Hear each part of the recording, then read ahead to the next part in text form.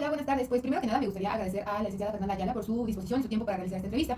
Únicamente comentar que esta entrevista se realiza con fines meramente académicos y no será ningún mal uso de la imagen. ¿Estás de acuerdo con eso, Fernanda? Sí, claro.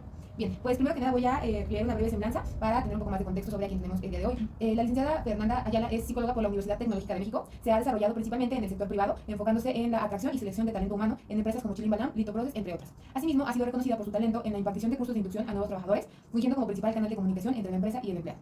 No sé si pudieras presentarte y contarnos cuáles son tus principales actividades profesionales. Claro, mira, me he desempeñado en el área de recursos humanos principalmente en la parte de atracción de talento, asegurándome de conseguir siempre al mejor trabajador para el buen funcionamiento de la empresa.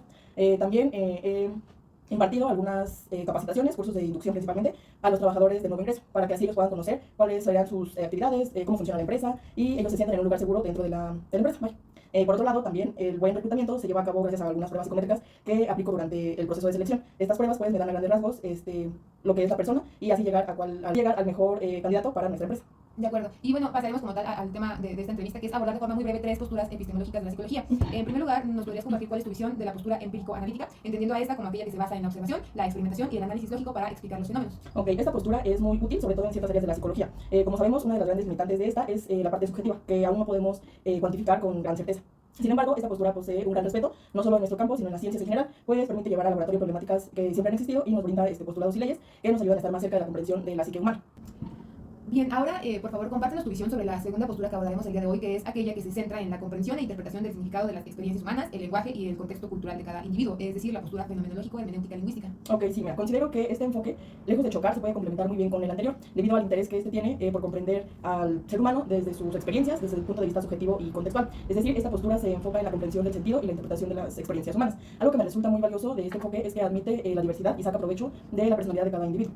Ok, finalmente, bueno, para terminar con este primer bloque de la entrevista, ¿nos podrías decir qué opinas sobre la postura dialéctica, que también es denominada crítico-hermenéutica, cuyo fin pues, es justamente cuestionar, enfrentar ideas y promover la constante formación de tesis y antítesis para llegar a síntesis? Ok, esta postura es magnífica para promover el constante cuestionamiento y el aprendizaje. Si todos nos quedáramos solamente en una idea y esto no fuera cuestionada, tendríamos todos un mundo totalmente caótico, cuadrado y estático, ya que no nos permitiríamos abordar un poquito el más allá de nuestras ideas. Y, por ejemplo, lo veo mucho en el uso dentro de las aulas de clase, ya que al debatir hace que muchas personas adquieran conocimientos sin tal vez siquiera esforzarse de manera consciente.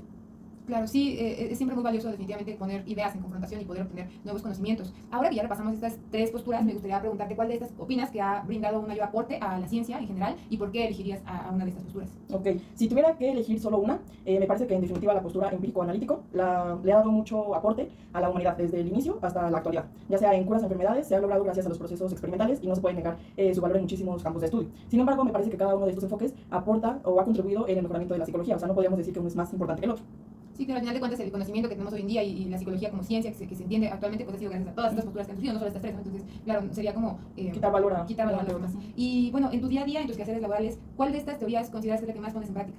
Ok, yo diría que principalmente son dos. Por un lado tenemos la empírico-analítico, que se pone en práctica, como te había comentado, en la aplicación de las pruebas psicométricas, ya que gracias a ciertas escalas con las que se miden estas pruebas, nos permite cuantificar los resultados y brindar un panorama, por decirlo, en general, de las personas que están en evaluación. Por otro lado, lo anterior se complementa en la parte de la entrevista presencial, que se tiene con los candidatos, presencial 1 a 1, y ya que si el currículum nos da un panorama en general, por así decir, de la persona, el mayor aporte se logra conociendo el contexto detrás del texto que viene en el currículum, la narrativa y las experiencias previas de la persona. Sí, claro, tiene todo el sentido, porque yo podría poner en un currículum pues mil habilidades y mil cosas, pero a lo mejor al momento de entrevistarme pues doy dar respuestas muy diferentes o denoto algo con actitud, entonces sí creo que es súper valioso esto. Y bueno, ya finalmente para concluir, la última pregunta que me gustaría hacerte es, tomando en consideración que actualmente en México ha habido una devaluación de la educación, ¿no? Sobre todo a nivel superior, ¿qué temas, qué posturas o en general, qué conocimientos crees que sería necesario que los docentes, las docentes impartan a sus alumnos pues para promover un poquito más este cuestionamiento o para aportar algo en general a la educación en México? Ok, bueno, en general me parece que las y los docentes deben de sembrar curiosidad en sus alumnos, curiosidad e interés sobre los temas como vistos, por así decirlo, orientándolos a tener un pensamiento más crítico y pues llevar a esto a que no dependan tanto de la tecnología. Ya ves que ahorita hay muchas herramientas que con ellas queremos solucionar todo y quizá no ponemos mucho en práctica nuestros conocimientos. En ese sentido, pues fortalecer la postura empírico-analítica y, por ejemplo, para poder dar resultados en la adquisición de nuevos conocimientos, como te decía, al mismo tiempo que los estudiantes se divierten. Por ejemplo, yo recuerdo mucho que cuando yo estudiaba, algunos maestros utilizaban algún método distinto de enseñanza y no era como tan cuadrado, tan de tal vez leer las diapositivas o anotar y demás. Había más actividades dinámicas que hacían que a nosotros se nos sembrara esa curiosidad de seguir investigando y de poder aprender de diferente manera. Yo creo que eso funcionaría mucho. Actualmente ya tenemos la tecnología muy avanzada y eso pues nos ha quitado un poquito de esta curiosidad. Sí, totalmente. Creo que todos o todas en general, los que hemos pasado por una aula de clases, a quienes más recordamos es a los docentes que justo nos hicieron, no sé, brincar para aprendernos las tablas o ponernos una bata para aprender algo de laboratorio. Entonces sí creo que se deben de retomar esos métodos, coincido contigo. Y pues nada, hasta aquí llegaría la entrevista. Te agradezco mucho por tu tiempo, por tu disposición y por darnos un poco más de panorama sobre estas tres posturas que son tan valiosas en la psicología. Ok, no, gracias a ti por el tiempo. Gracias.